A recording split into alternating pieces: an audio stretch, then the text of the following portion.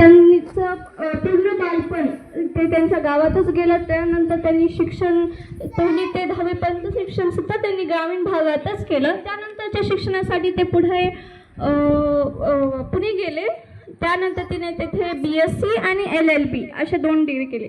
नंतर त्यांना BSc LLB करतानाच त्यांना सामाजिक कार्याची सुद्धा आवड निर्माण झाली.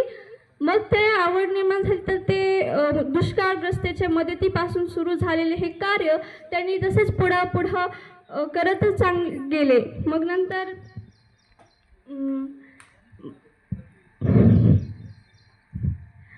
ते पुढं करतच गेले. पण ते परत गावी आले. तिथे ग्रामपंचायतमध्ये सदस्य म्हणून काही दिवस काम केले. नंतर उस्मानाबादमध्ये युवक काँग्रेस मध्ये सुद्धा ते होते.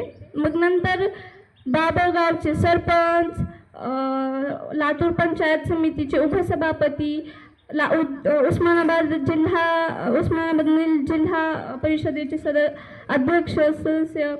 मग नंतर म्हणजे उस्मानाबादमधील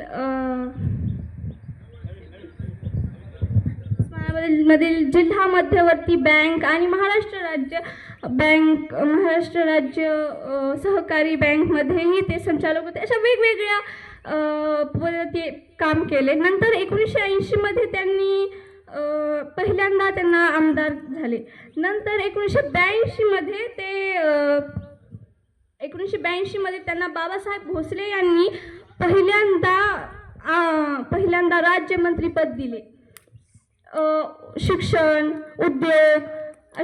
शिक्षण उद्योग सांस्कृतिक अशा वेगवेगळ्या कार्यक्रमामध्ये ते कारभारमध्ये खात्यामध्ये ते एकदम कार्यक्षमपणाने ते काम करत असत.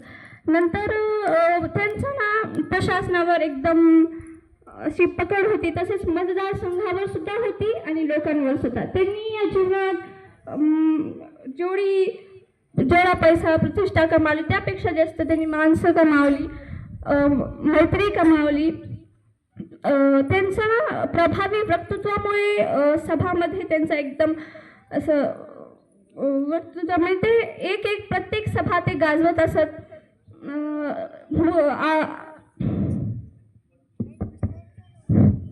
मग नंतर निकाल लागल्यानंतर ते विलासराव देशमुख साहेबांनाच मुख्यमंत्री करा अशी मागणी राज्यातील आमदारांचे फॅक्स मुख्यालयात पोहोचल्यानंतर ते दुसऱ्यांदा मुख्यमंत्री पदावर आले.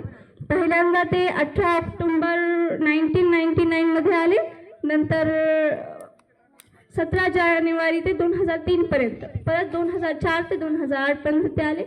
ते सदैव आपल्या मनात राहतील असे. थँक्यू.